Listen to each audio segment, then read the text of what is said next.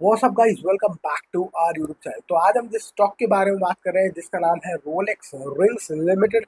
ये एक स्टॉक एक ऑटोमोटिव कंपनी का स्टॉक है, एक ऑटो सेक्टर का स्टॉक है। अभी देखो आप, तो ऑटो सेक्टर में अभी थोड़ी सी मार पड़ी हुई है और सारे स्टॉक गिरे हुए हैं ऑटो सेक्टर के। चाहे वो बजाज ऑटो ले लो, चाहे हीरो मोटोकॉर्प ले लो। थोड़ा सा हीरो मोटोकॉर्प थोड़ा सा रिकवर हुआ है।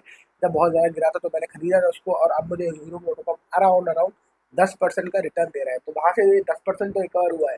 तो जब भी ऐसे स्टॉक किसी बड़े जब भी किसी बड़े सेक्टर में गिरावट आती है तो मैं उसमें बड़े जो होते हैं, बड़े हाथी, मोटा हाथी, उसमें अपना जरूर पोजीशन बनाता हूँ। उससे ये मिलता है कि आपको एक स्विंग करने का मौका मिलता है, आपको एक अच्छे स्टॉक, एक अच्छी स्टेबल कंपनी के स्टॉक एक सस्ते प्राइस पे मिलने होते हैं, और वो मैं उठा लेता हूँ। उसके बाद उसको बेच भी देता हूँ क्योंकि मुझे उसमें बहुत ज़्यादा मल्टी बैगर रिटर्न की चाहत या फिर उसमें ज़्यादा वो प्रोबेबिलिटी नहीं लगती। तो मैंने उस हिसाब से मैं डिसीजन लेता हूँ। तो मैंने हीरो मोटोकॉर्प उठाया था उस टाइम से, जब बहुत ज़्यादा गिरा हुआ था, जब ऑटो सेक्टर में गिरावट थी। फिलहाल मेरे पास रोलेक्स रिंग्स भी एक स्टॉक है जो मैंने लिया हुआ है। वो दिखाता हूँ आपको रोलेक्स रिंग्स क्यों मैंने लिया। तो रोलेक्स रिंग्स है leading manufacturer of forged and machine components in India, right. तो ये फोर्जिंग होता है, जो दबा के, जो प्रेस करके जो बनाते हैं प्रोडक्ट, उसको फोर्जिंग कहते हैं प्रोसेस को। तो उसमें ये रिंग्स बनाता है गाड़ियों के लिए और भी चीज़ों के लिए। तो companies among the leading manufacturers, सबसे पहले तो टॉप 5 में आता है ये। ऑटो कंपोनेंट्स, इनका 54% इनका बिजनेस ऑटो कंपोनेंट्स में है। बियरिंग रिंग्स भी बनाते हैं ये। और रिंग्स का ही मोटा मोटा काम है इनका, double row bearing, contact bearing.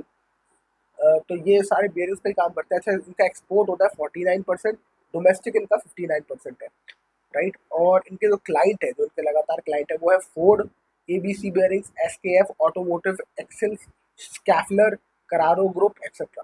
तो टॉप 10 कस्टमर्स इनका 80% रेवेन्यू देते हैं। टॉप 10 कस्टमर्स ही इनके 80% रेवेन्यू इनके लिए जनरेट कर देते हैं, राइट। तो अगर ये 10% अपने कस्टमर को ही पकड़े रहे तो इनका 80% रेवेन्यू इनका इंटैक्ट है उस हिसाब से। चलिए अब इसको देख लेते हैं एक बार। मार्केट कैप इसका 3000 करोड़ का मार्केट कैप, 3893 करोड़ का। करंट प्राइस 1400 रुपये, 1429 रुपये। हाई इसका 2700 गया हुआ है। मैं जब इसको प्राइस पे मैंने लिया था, वहां से मेरे को ये 15% गिरावट दिख रहा है, यानी कि मेरे को 15% का लॉस दिख रहा है अभी अपने पोर्टफोलियो में, है ना। स्टॉक का प्राइस टू अर्निंग रेशियो 21 है, विच इज ठीक ठाक। बुक वैल्यू 394 है। और आरओसी और आरओई मुझे थोड़े ठीक ठाक लगते हैं। 22 है आरओसी और आरओई है 19। Face value 10। तो उस हिसाब से अगर आप देखो तो इसमें एक ओके ओके कंपनी लगती है मुझे। पर मुझे क्या और भी चीज़ें इसमें एक्साइटिंग लगती है, वो मैं आपको आगे आगे बताने वाला हूँ। इसका 10 साल का चार्ट देखो आप आगे, तो आपको एक कुछ आइडिया समझ आएगा कि ये कोविड के बाद ही चला है। देखा जाए तो 2020 के ये इंडस्ट्री करीब 2021 में हुआ है।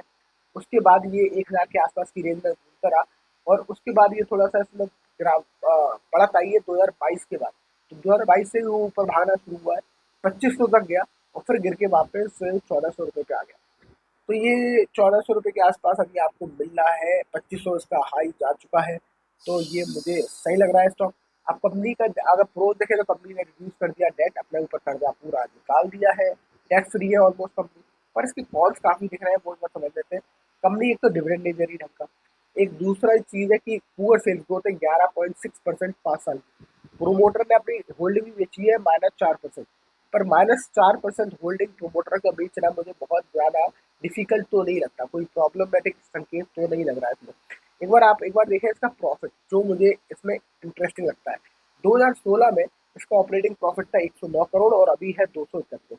यानी कि अगर आप टोटल और वो देखें तो ये धीरे धीरे धीरे अपना धक्का बढ़ा ही रहे। 2062 करोड़ था 2024 में, मार्च की क्लोजिंग में 262 करोड़ था। उसके बाद 2024 में, उसके बाद ये लगातार 241 और 231, क्योंकि इनका जो ऑपरेटिंग प्रॉफिट है वो कम हो रहा है। पर वो कम इसलिए भी हो रहा है क्योंकि पूरे ऑटो सेक्टर में अभी स्लो डाउन चल रहा है। तो अगर इनका भी ऑपरेटिंग प्रॉफिट है तो यही तो शायद मौका होता है जब आपको ये स्टॉक थोड़े पिट जाते हैं और सस्ते मिलते हैं। तो मैंने उस हिसाब से इस स्टॉक को उठाया था। इनका नेट प्रॉफिट भी देखो तो 25 करोड़ था 2016 में, और अभी इनका प्रॉफिट खड़ा है 173 करोड़ पे, which is very nice, right. अब हम एक बार कैश फ्लो और समझ लेते हैं, और कैश फ्लो के बाद मैं आपको एक और चीज बताऊंगा। कैश फ्लो 2017 में इनका था 156 करोड़, और अभी हाँ 156, और अभी इनका खड़ा है 227 करोड़ पे। अगर आप देखो इसका कैश फ्लो कभी भी नेगेटिव नहीं रहा। मैं इसके 2017 से 2025 के बीच में बात कर रहा हूँ।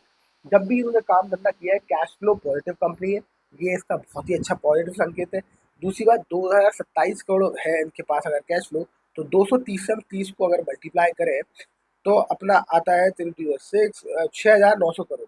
तो 6,900 करोड़ होना चाहिए इसका मार्केट कैप, और उस हिसाब से अगर देखें अभी ये इसका मार्केट कैप है 3,800 करोड़।